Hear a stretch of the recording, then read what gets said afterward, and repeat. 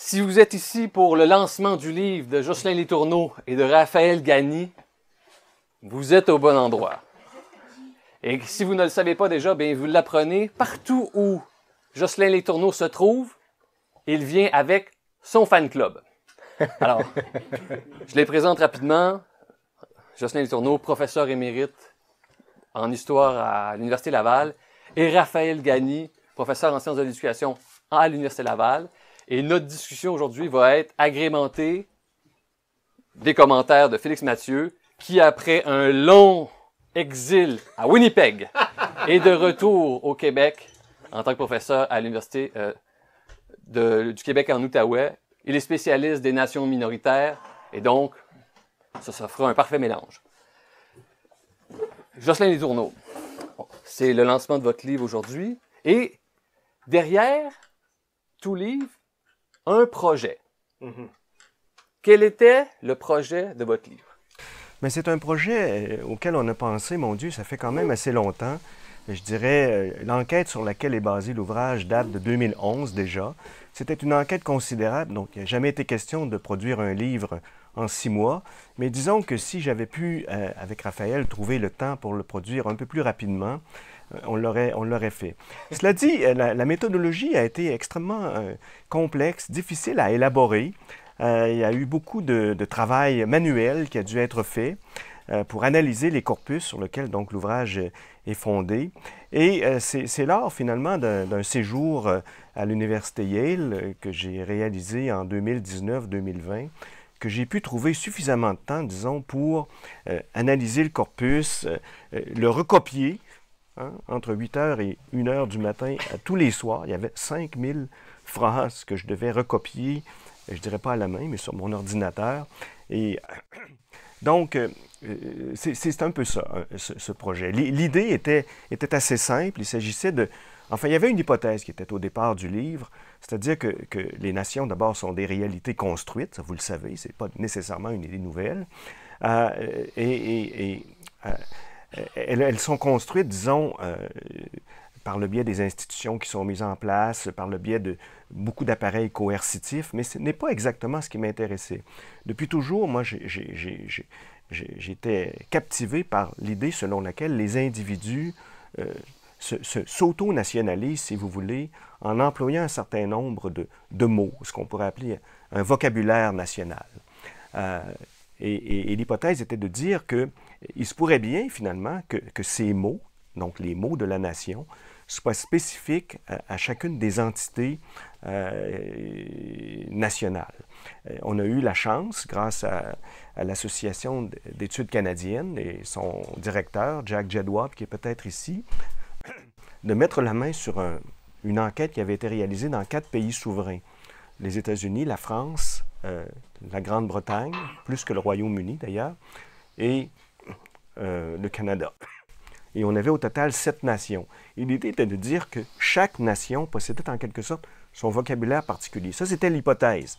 Encore fallait-il la démontrer, encore fallait-il voir si elle était avérée, cette hypothèse. Je m'excuse, je ne suis pas en train de mourir. C'est simplement, disons, des allergies. Et le projet, fondamentalement, pour répondre à votre question, M. Lamy, c'était ça. Voir dans quelle mesure il y avait ce qu'on pourrait appeler des vocabulaires nationaux, c'est-à-dire un ensemble de mots qui étaient spécifiques à chaque nation, par lequel les membres de cette nation s'auto-nationalisaient et par lequel cette nation-là, finalement, sans recourir à la coercition, pouvait amener ses participants à la reconstruire littéralement au quotidien. Il y a cette phrase célèbre d'Ernest Renan, que je n'ai pas à présenter, qui est la suivante: « La nation est le résultat, le produit d'un plébiscite de tous les jours. » Alors, l'hypothèse qu'on avait était de dire que la nation est aussi le produit d'une redite de tous les instants. Dans ces mots que l'on emploie de manière inconsciente, dans nos activités quotidiennes, on pourra y revenir tantôt, il y a un processus subtil qui se réalise et qui est celle de l'auto-nationalisation, si vous voulez.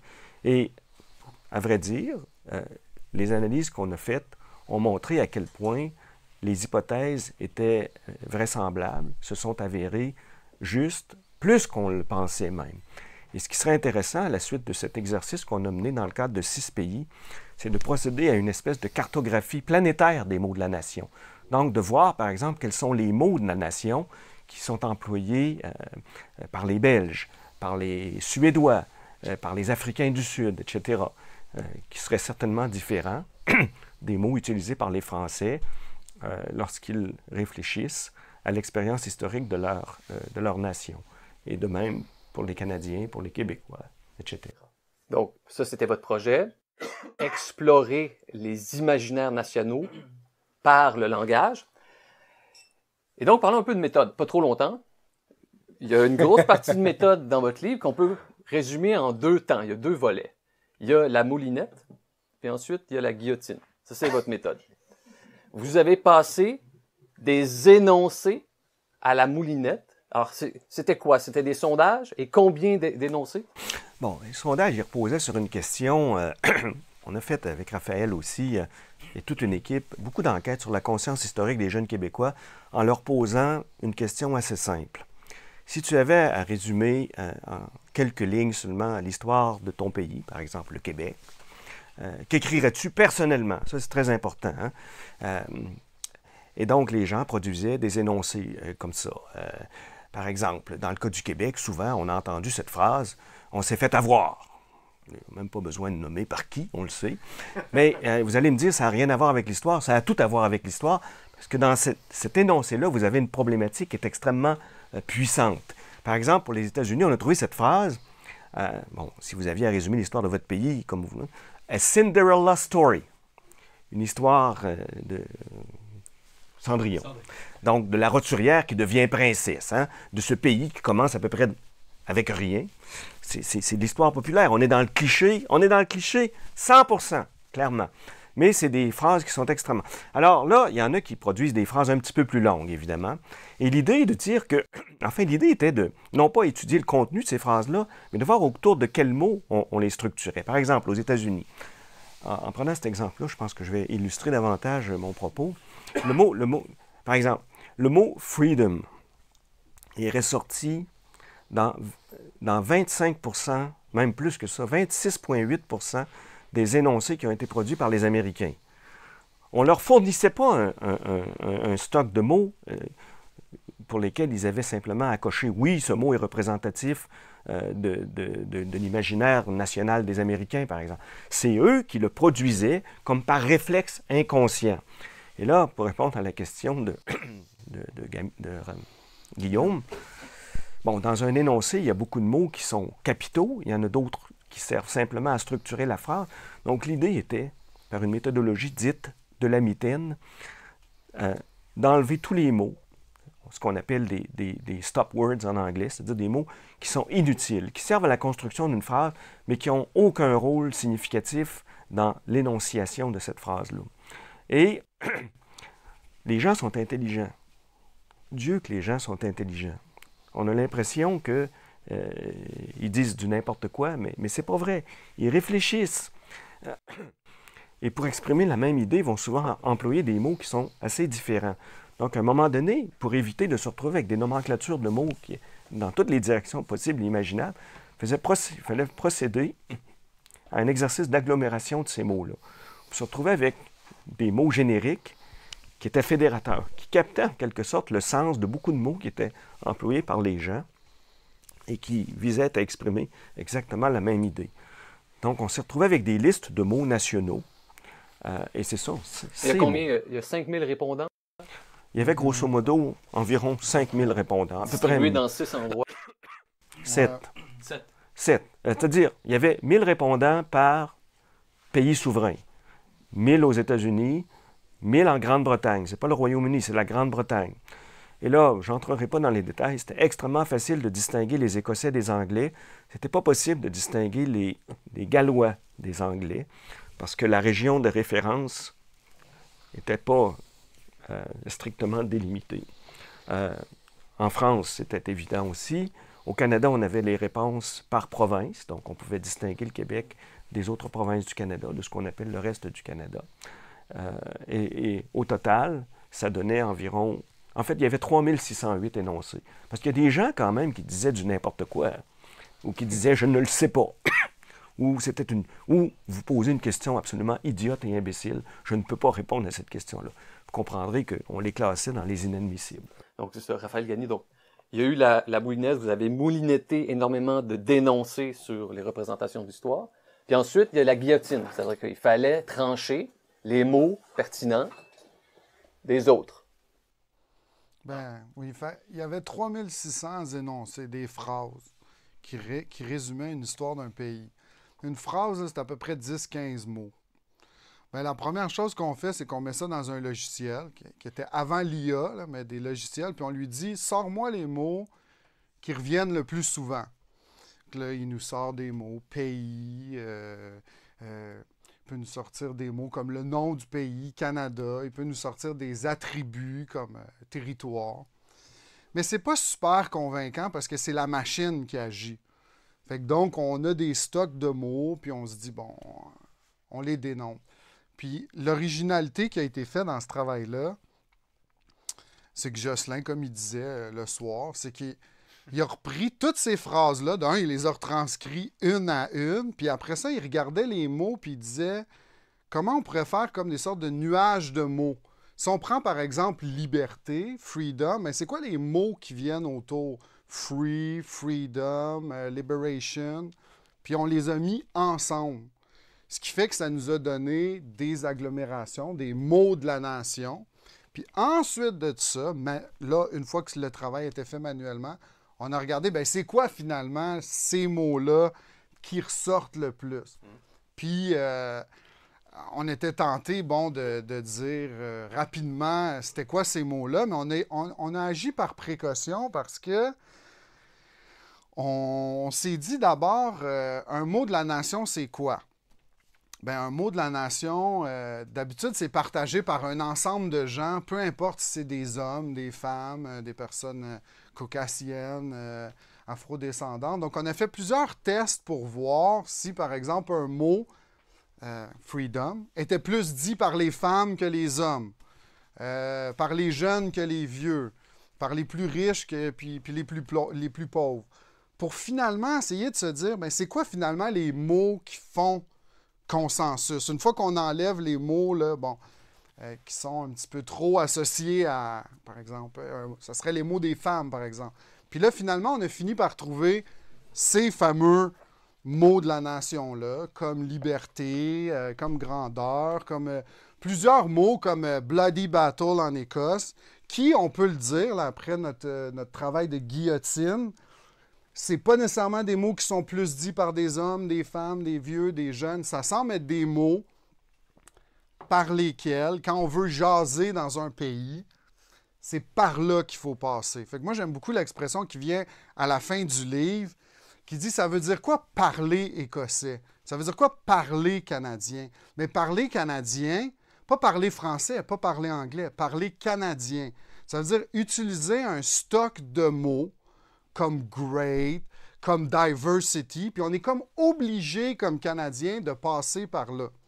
Puis, méthodologiquement, où notre travail s'arrête, c'est qu'on n'a pas tant regardé toutes les manières dont le mot est utilisé. Hein? Diversity, on peut dire on est content que le pays soit divers, on peut être critique, mais néanmoins, quand on est au Canada, il faut passer par ce mot-là, en tout cas pour une partie significative de la population, pour discuter, pour dialoguer, bref, pour parler canadien.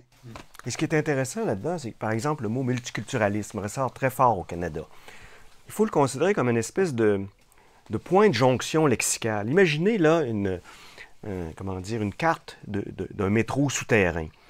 Vous pouvez aller d'un point à l'autre en empruntant plusieurs lignes, mais vous allez nécessairement passer par ce qu'on appelle des hubs, hein, des points de jonction. Bien, le mot multiculturalisme, le mot peaceful, par exemple, le mot togetherness, le mot diversity, sont tous des mots qui sont très régulièrement employés par les locuteurs canadiens quand ils sont amenés à réfléchir sur l'expérience historique de leur pays. Et on peut être en désaccord avec le multiculturalisme. On peut être en désaccord avec l'idée que le Canada est un pays particulièrement marqué par la tranquillité, par la paix, par exemple. il en demeure pas moins que les gens sont en désaccord tout en étant en accord, au moins sur l'emploi d'un même terme. On peut se désaccorder dans l'accord. Il en est de même aux États-Unis. On peut illustrer le fait que tout le monde parle de liberté aux États-Unis. Tout le monde parle de freedom, bien sûr. Mais les Trumpistes qui se réclament de la liberté n'en parleront pas nécessairement comme les démocrates. Il en demeure pas moins que ce terme-là, freedom, qui est constitutif de la nation américaine depuis déjà fort longtemps, est un mot dans lequel la nation américaine s'est historisée. Et le fait pour les locuteurs américains de l'employer les nationalise. Cet emploi inconscient d'un vocabulaire national. Par exemple, le mot liberté au Québec est un mot connu, mais il ne ressortira pas parmi les mots les plus souvent employés pour les Québécois lorsqu'il s'agit de décrire l'expérience historique de leur nation.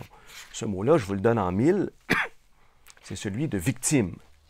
Donc, parler le québécois, c'est d'abord et avant tout, non pas parler la langue française avec un accent particulier, c'est se mettre dans la position du résistant, du survivant, de celui pour qui c'est difficile, de celui qui a perdu la bataille des plaines d'Abraham, qui semble encore, je dirais, être une épée de Damoclès concernant notre devenir national. Il y a ça pour l'Écosse un peu aussi. Il y a ça pour l'Écosse. La différence entre les Écossais et les Québécois est la suivante. Vous me l'auriez demandé avant de faire l'analyse, l'étude, je n'aurais pas pu vous le dire. Les Écossais ont été opprimés par les Anglais, mais ils n'ont jamais été conquis par les Anglais. Telle est tout au moins l'interprétation qu'ont les Écossais de leur expérience historique. Ils n'ont jamais été battus par les Anglais. Ils se posent encore dans la figure du résistant. Hein? Comment s'appelle ce film? Braveheart. Braveheart. Et comment s'intitule cet ouvrage écrit par Arthur Aymon? Hein? Les Scots have made the world. The Scots have made the world. Voyez à quel point, finalement, et ça, c'est je dirais, une conclusion qui est implicite à notre étude, mais qui est forte, à quel point les historiens professionnels, les intellectuels de manière générale, ont très peu d'influence sur ce qu'on pourrait appeler la conscience historique des gens ordinaires, sans aucun mépris, là. Les gens ordinaires ne sont que des non-spécialistes. En matière de mécanique automobile, je suis plus qu'un homme ordinaire, je peux vous le dire. Voir comment ces ouvrages-là, comment ces films-là offrent en quelque sorte des prêts à penser, des prêts à dire, des prêts à imaginer, qui sont littéralement assimilés, accaparés par les non-spécialistes. Pourquoi? Pour faire sens du monde. En tant qu'être humain, on a un besoin absolu, fondamental, ontologique, de faire sens du monde qui nous entoure. Et ce foutu monde-là, il est complexe. Il n'est pas facile à maîtriser.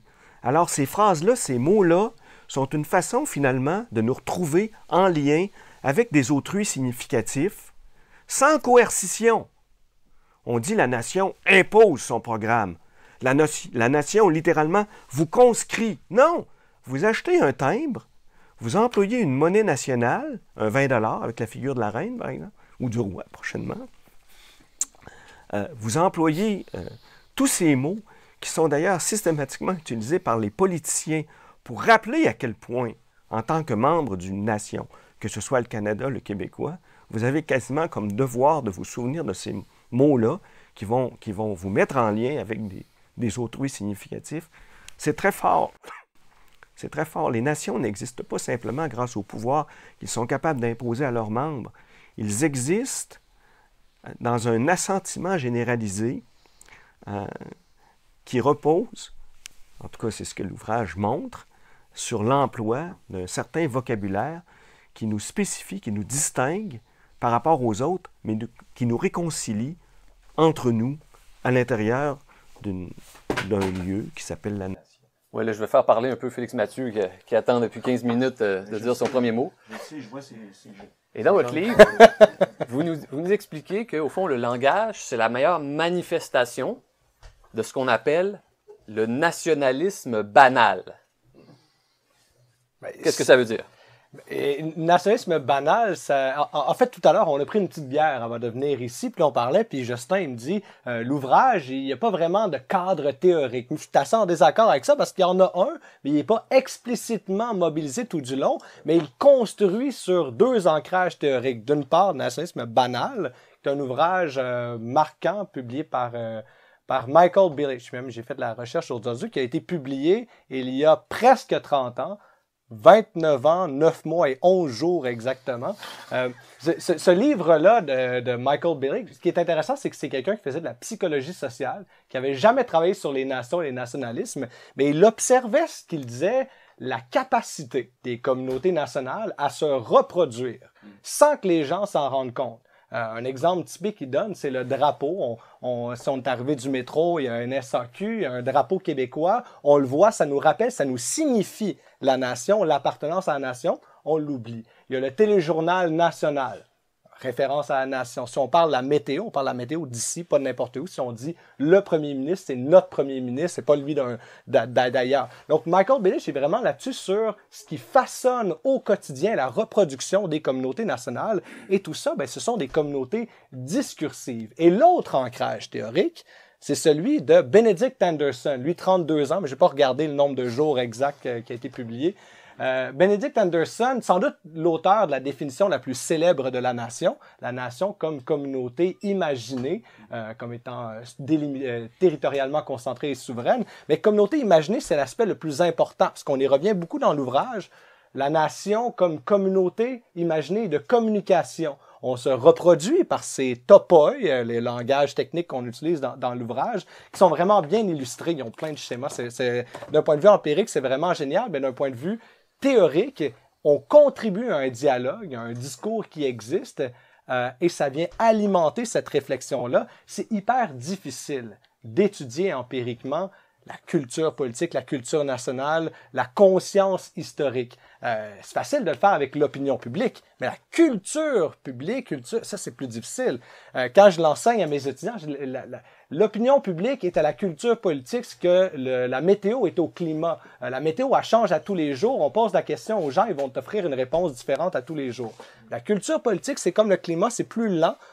C'est des plaques tectoniques qui bougent plus tranquillement. Et c'est pour ça que même si l'enquête a été réalisée en 2011, l'issue de l'enquête est tout aussi pertinente aujourd'hui parce qu'on en dépasse l'horizon de la contemporanéité. On pense vraiment l'imaginaire national à travers cette enquête-là.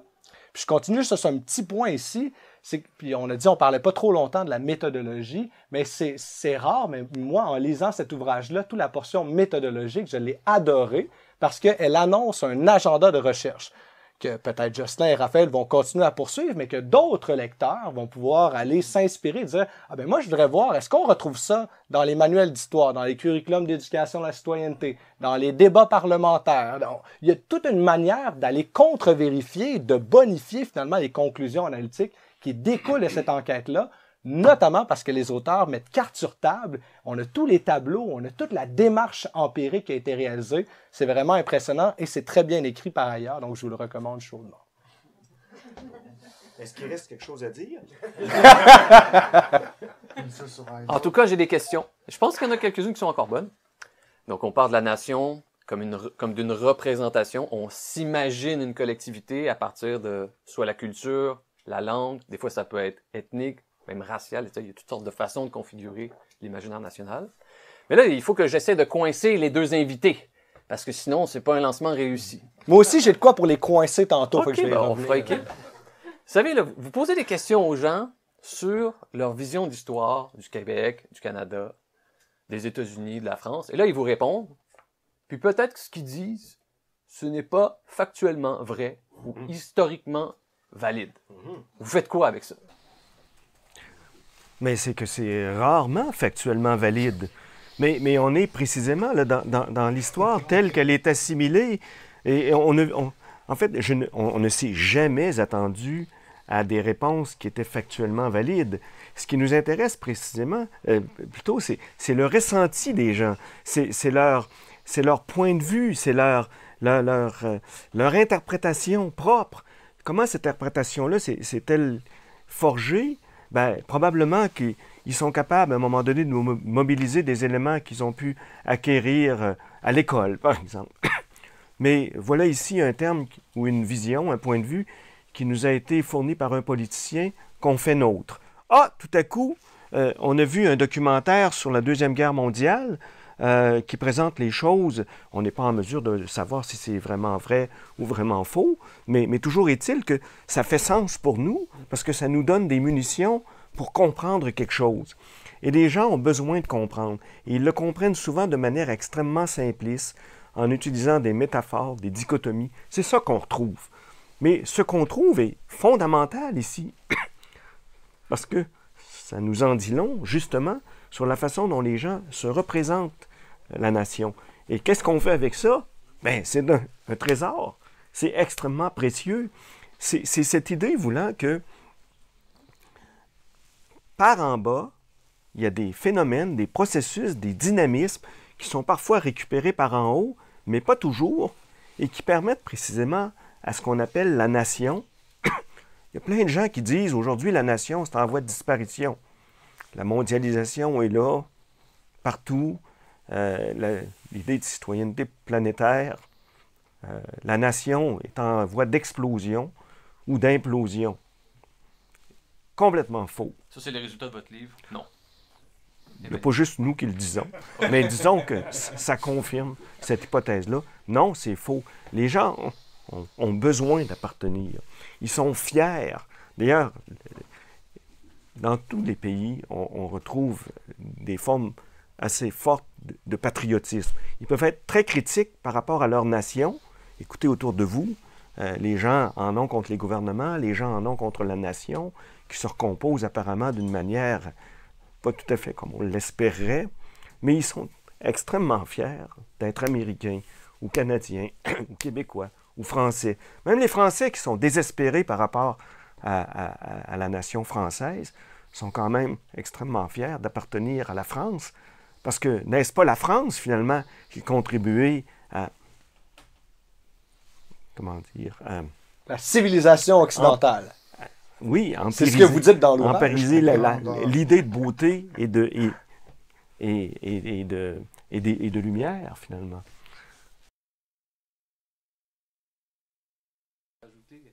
Sinon, on continue avec l'autre Ben, que question. quelqu'un...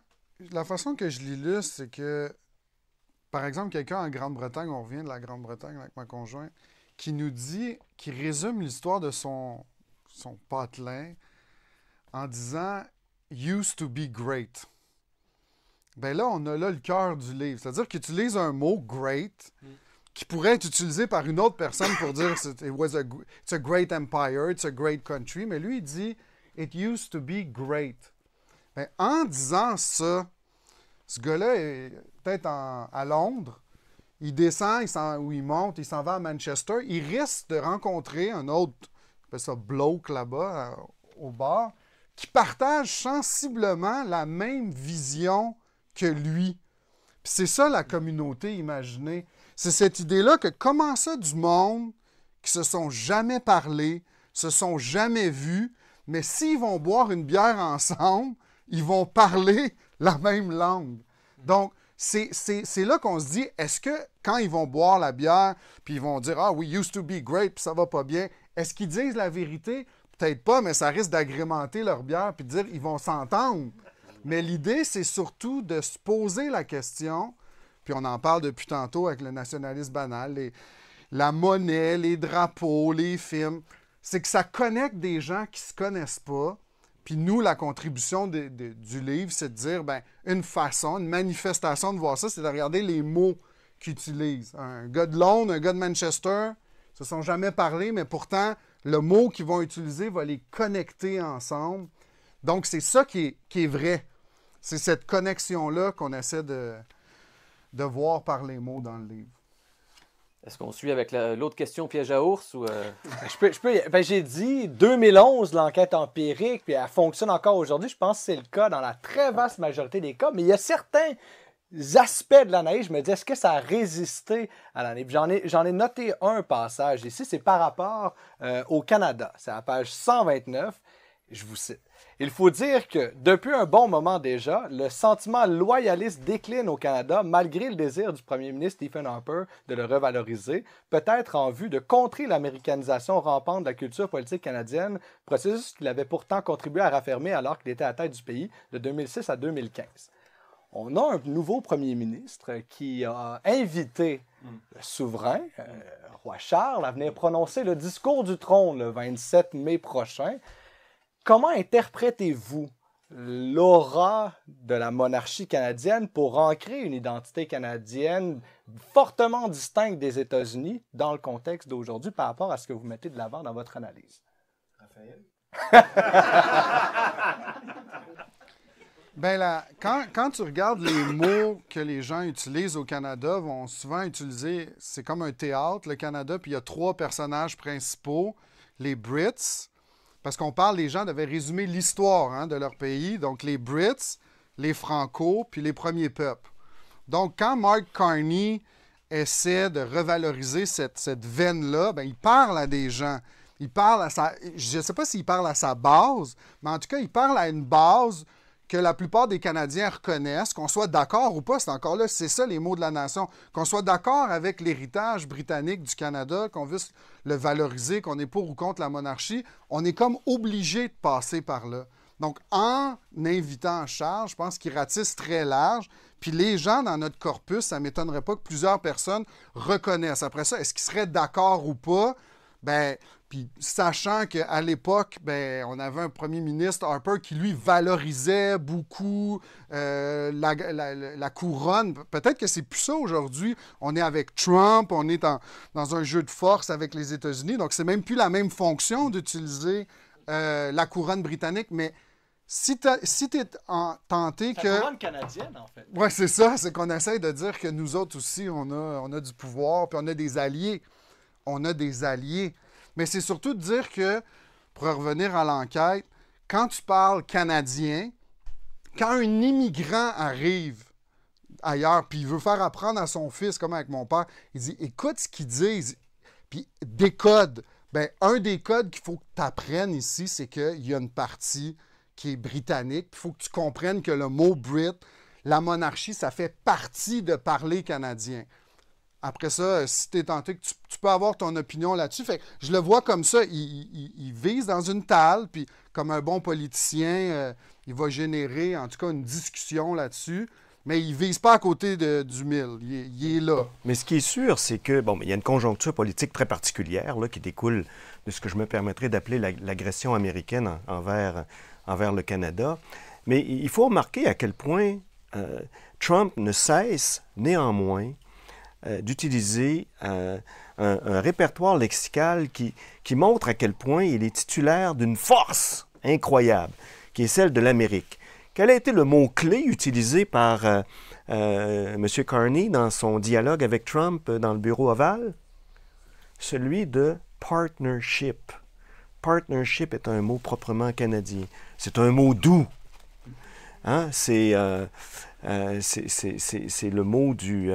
comment s'appelait là, celui qui a résisté à l'ogre méchant, là, David et Goliath, non? David, c'est le mot du David contre le Goliath, finalement. Donc, nous, on est du côté de la tranquillité, de la paix, de la négociation. On va trouver une solution pacifique à tout ça. Alors que, et là, il puise précisément dans un stock de représentations qui elle-même, ces représentations, s'expriment par des mots.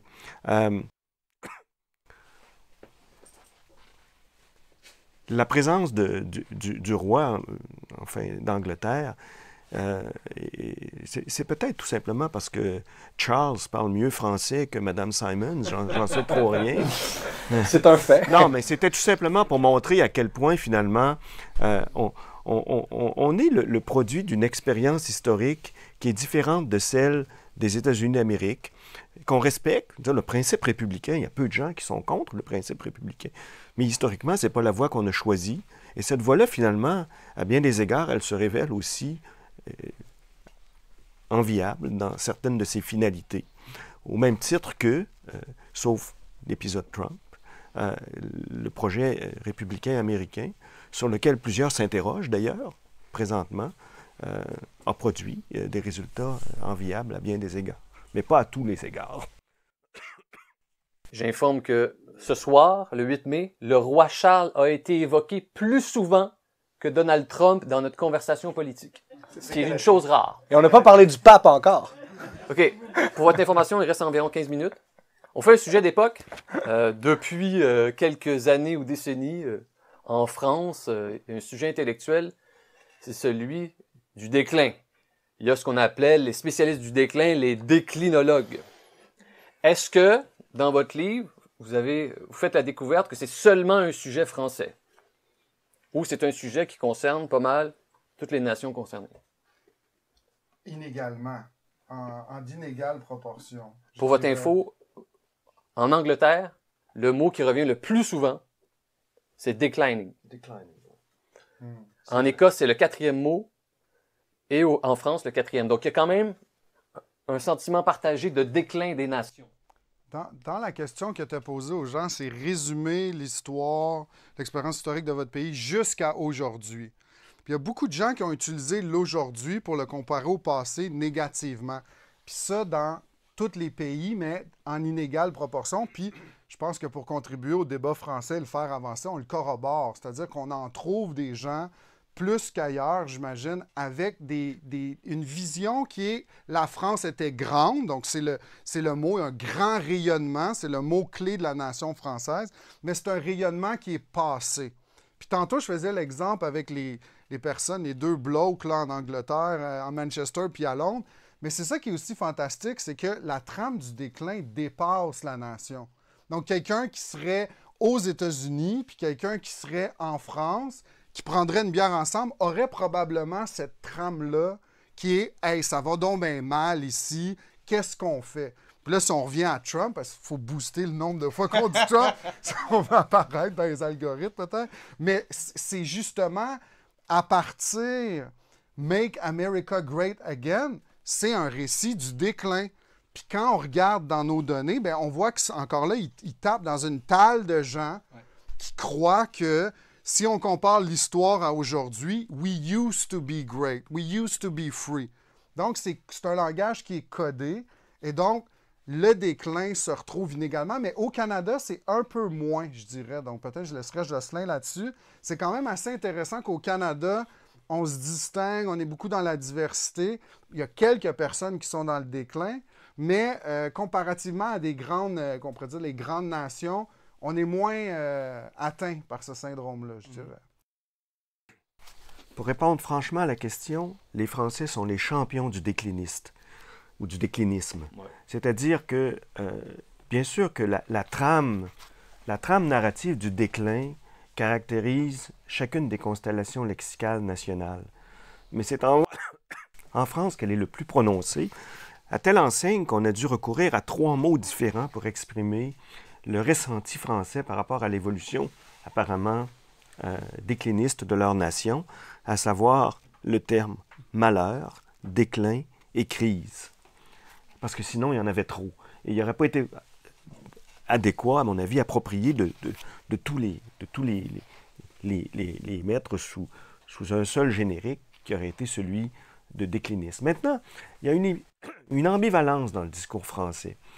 C'est qu'on a beau être particulièrement pessimiste par rapport à la trajectoire historique récente du pays, il y en demeure pas moins que le terme qui ressort avec le plus d'importance chez les Français, c'est celui d'histoire riche. Et il n'y a pas nécessairement de contradiction ici. On a été grand. La civilisation occidentale a son enracinement, d'abord et avant tout, en France. Tout ce qui touche aux idées, tout ce qui touche à la beauté, renvoie à la part française. Donc, il y a cette idée très fortement enracinée chez un grand nombre de Français, voulant que les lumières du monde ont pour point d'origine la France. Et c'est un peu contradictoire, mais c'est précisément ça la réalité des constellations lexicales. Elles regroupent un certain nombre de termes autour de laquelle l'interlocution nationale se structure, se configure. Et l'interlocution nationale aux États-Unis, elle ne se structure pas autour du même répertoire de mots qu'en France. Par exemple, aux États-Unis, le mot God, Dieu, et tout ce qui fait référence à la religion, à la présence du sacré dans l'espace public, sort très fort. J'oserais même dire que pour les Américains, Dieu est un acteur agissant de leur réalité, de leur expérience historique. Le terme God, religion, est aussi utilisé par les autres nationaux. Mais souvent, c'est pour dénoncer en quelque sorte les effets extrêmement néfastes de la religion, notamment les guerres de religion, qui ont joué un rôle dévastateur dans les trajectoires historiques. Ça, c'est spécifiquement américain. Et voyez à quel point, chaque fois qu'un politicien peut placer le mot God dans son discours, il le fait. Parce que c'est un terme qui historise, en quelque sorte, la nation américaine, qui est bien connue. C'est un référent, c'est un embrayeur de valeurs d'échange, je dirais, entre les Américains. Vous ne verrez jamais ça en France. Et là, dans vos nuages de mots, dans votre large enquête, on voit que les nations parlent d'elles de manière critique. Elles font leur retour critique. Qu'est-ce qui hante le plus les 6 nations? Aux États-Unis, vous parlez de la cupidité, greedy.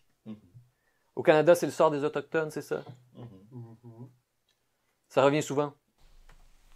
Oui, au Canada, la condition autochtone est effectivement un topoi, donc qui s'exprime par des mots, qui ressort assez souvent. Soit dit en passant, ça c'est une réalité qu'on a découverte. Au Canada anglais, on fait facilement la différence entre le fait français, qui est loué, j'oserais pas dire nécessairement vénéré, mais qui est loué, et le Québec. Il est moins, quand même. Le Québec est un trublion de l'expérience historique canadienne, mais pas le fait français. De la même façon, les Français, par le mot qu'ils utilisent, sont plus proches des Américains qu'ils le sont des Anglais. Il y a beaucoup de correspondance à faire entre les mots qui sont utilisés par les Français, donc entre la constellation lexicale française et la constellation lexicale américaine. C'est tout des trouvailles, si vous voulez, des découvertes qu'on pouvait peut-être soupçonner avant d'avoir réalisé l'enquête, mais qui ont été confirmées en quelque sorte par les analyses auxquelles on s'est livré. Et je reviens un peu sur ce que Guillaume et Félix disaient tout à l'heure, la valeur méthodologique de l'ouvrage. L'une des raisons pour laquelle ça a pris autant de temps à sortir cet ouvrage-là, c'est qu'il a fallu élaborer une méthodologie quand même assez compliquée. Mais je pense qu'elle a valeur universelle jusqu'à un certain point. Je rencontrais tout à l'heure par hasard un collègue qui disait venir de Singapour. Je sais qu'un autre vient de Suisse. Qu'est-ce que ce serait intéressant de faire des études semblables à celles qu'on a réalisées à Singapour ou en Suisse, par exemple? Si on demandait à un Suisse, à des Suisses, en fait, ça a été fait en partie, mais pas dans la perspective où on l'a fait, de résumer l'histoire de leur pays en une ou deux, en un énoncé de quelques lignes seulement. Il y a des mots-clés qui sortiraient. Ce ne sera pas nécessairement chocolat. Non plus que montre. Ça pourrait être... non. Je serais personnellement très intéressé à voir quelle serait la liste de ces mots-clés. Donc, quelle serait la constellation lexicale suisse. À Singapour, j'ai aucune idée de ce que ça pourrait être. Aucune idée. Mais si vous me permettez, je sorte un petit peu de ce que vous avez dit en recherche. Peut-être qu'il y a une validation qui serait possible de certains mots, pour voir si c'est vraiment le cas, ou pas tellement. Oui. Donc un suivi semble être tout à fait... Vous voulez dire de refaire aujourd'hui la recherche qu'on a faite? Ah ben non, parce que ça c'est déjà fait. C'est déjà Oui. fait. Si on va vers d'autres secteurs maintenant, vers d'autres sphères, Ah, comme Félix le disait, oui, voir les discours des politiciens. Mais ça, c'est une entreprise absolument gigantesque. Raphaël a assez de temps devant lui pour la faire. C'est déjà fini, là. Mais je l'ai fait au mois de mars dans un sondage, c'est-à-dire qu'on a reposé la même question avec Trump en tête, c'est-à-dire qu'on s'est dit maintenant que, cette espèce de menace d'annexion, la 51e État, comment les Canadiens racontent leur histoire, puis en particulier les Québécois. Fait j'ai réutilisé la même question du livre, puis on va se poser, depuis 2011, on se demande, la culture politique versus la météo, est-ce qu'on retrouve le même stock de mots? Puis avec la méthodologie, on peut réutiliser, on a codé pour les mots comme ça, par exemple autour de diversité. Est-ce que ça ressort aussi fort dans la même proportion? Au Québec, par exemple, c'était beaucoup le principe de dualité. Donc, dualité, mais elle était francophone-anglophone, beaucoup en 2011. L'hypothèse pourrait être, aujourd'hui, si on pose la question, la dualité a peut-être changé, c'est nous. Les Québécois n'ont jamais été autant Canadiens, il paraît, de ce temps-ci. Donc, c'est peut-être nous, les Canadiens, contre eux, mais eux sont maintenant les Américains. Donc, ça serait intéressant de refaire ça. Puis bon, le temps manque, mais les données s'accumulent, puis c'est ça, on pourra, puis on pourra voir justement ce principe-là. Parce qu'il y a une thèse forte dans le livre qui reste quand même à corroborer, c'est ce stock de mots-là, est-ce qu'il perdure à travers le temps?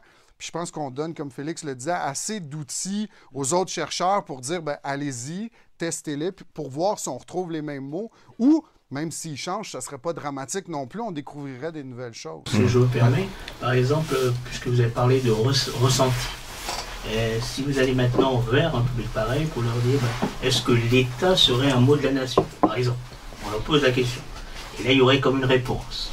Et je ne sais pas comment ça pourrait s'imbriquer dans un suivi de recherche. C'est à ça que je faisais un petit peu référence. Le mot État comme tel? Par exemple. Le mot État est ressorti en France, mais pas parmi les mots principaux, en tête de liste. Mais il n'y a pas de tête de liste, au fond. C'est l'idée d'une constellation. C'est des mots, finalement, qui orbitent les uns autour des autres, finalement, et qui font système référentiel, sans nécessairement qu'ils soient ordonnés. Par exemple, un mot qui aurait 50 occurrences n'est pas nécessairement plus important qu'un mot qui en aurait 43. Les deux sont en concordance, discordance, si vous voulez, mais forment quand même un système référentiel assez cohérent. Maintenant, il ne faut pas penser que ce qu'on a découvert, c'est-à-dire que oui, il y a l'idée d'une perdurance à travers le temps. Je ne pense pas que le terme « freedom », par exemple, disparaisse aux États-Unis, avant très longtemps. Les constellations lexicales bougent. Il y a des mots qui entrent, des mots qui disparaissent, des mots qui étaient au centre qui vont finalement dériver vers la périphérie et inversement. Il en demeure pas moins qu'il y a toujours... Tout ça est dynamique, là. Il en demeure pas moins qu'il y a toujours un corps de mots qui vraisemblablement sont ceux autour duquel orbite le projet national. Et ce corps de mots, c'est ça qui nous intéressait le plus, là, les identifier. Ceux-là, je ne pense pas qu'ils bougent beaucoup. Conjoncturellement, ils vont peut-être, s'adoucir, prendre telle ou telle définition. Comme par exemple, on a écrit un texte dans la revue en ligne que vous connaissez peut-être, qui s'appelle The Conversation.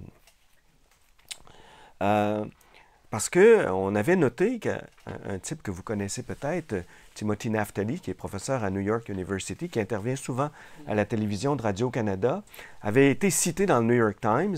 À un moment donné, il disait « Trump a littéralement changé, en l'espace de quelques jours seulement, la conversation nationale américaine. » Moi, je me dis « Oh, je ne crois pas qu'il ait changé la conversation nationale américaine. » Et là, on s'est amusé, Raphaël et moi, à faire une analyse quand même un petit peu plus précise des positions discursives de Trump rapportées à ce qu'on avait trouvé à la suite de nos analyses pour voir à quel point Trump ne changeait pas la conversation américaine.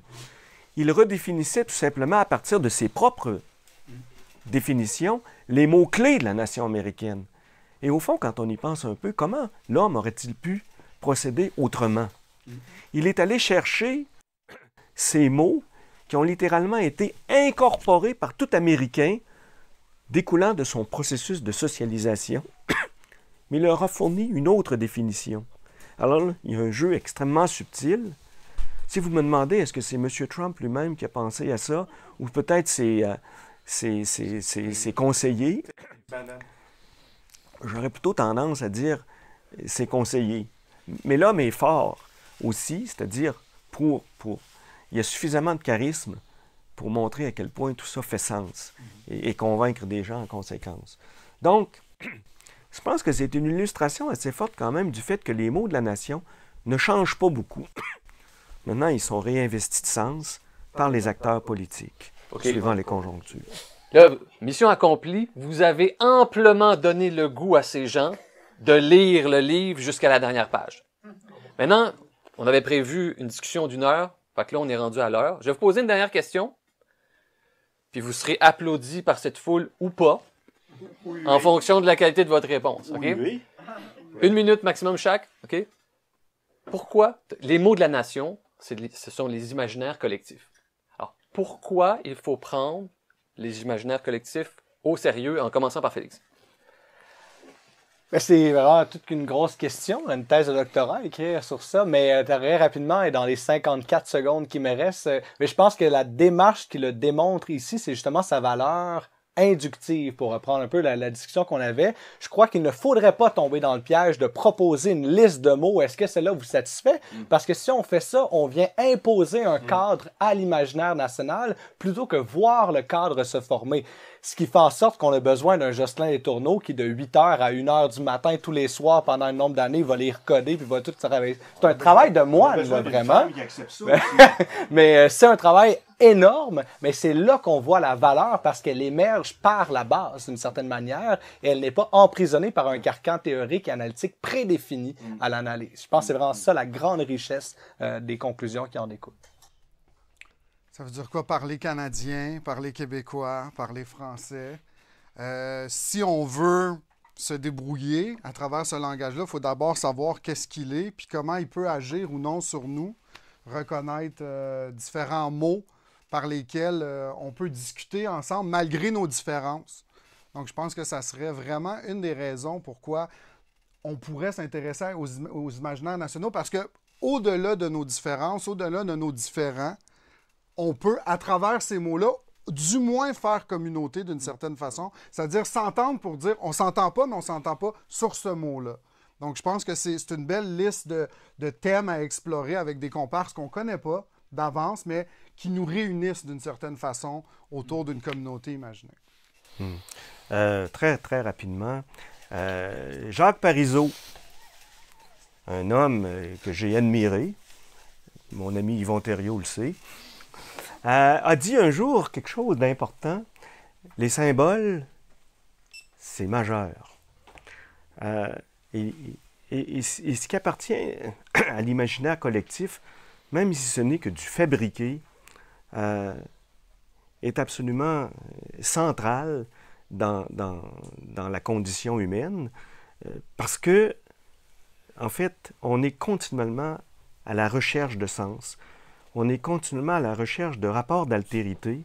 Et dans les imaginaires, disons, nationaux, mais pas seulement nationaux, vous avez du sens qui vous est proposé et que vous consommez, que vous êtes en mesure de redécoder ou de réencoder. Et vous avez aussi la possibilité de rapports d'altérité. Et je pense que même si on est continuellement dans le cliché et continuellement dans l'artificiel, et continuellement dans le faux, on est aussi, en même temps, curieusement, dans de la vérité. En tout cas, dans de la réalité. Et c'est ça qu'on a voulu cerner à travers ces mots-là, qui sont aussi, à leur manière, des emblèmes, des vecteurs d'altérité et des vecteurs de sens. Alors, le dernier mot appartient au public, n'est-ce pas?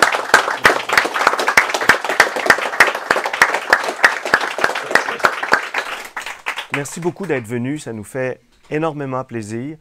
Je voudrais remercier Félix et Guillaume d'avoir accepté assez rapidement quand même l'invitation qui leur a été transmise d'animer pour un, de commenter pour l'autre l'ouvrage. Les gens des presses de l'Université de Montréal aussi, qui ont contribué magnifiquement à l'organisation de la soirée. Les membres de ma famille, Raphaël, j'imagine, les membres de sa famille aussi, nos amis. C'est un projet collectif, un ouvrage finalement, hein? Et cette espèce de célébration ce soir est un aboutissement finalement qui nous fait plaisir. Alors merci beaucoup d'être venu ici ce soir.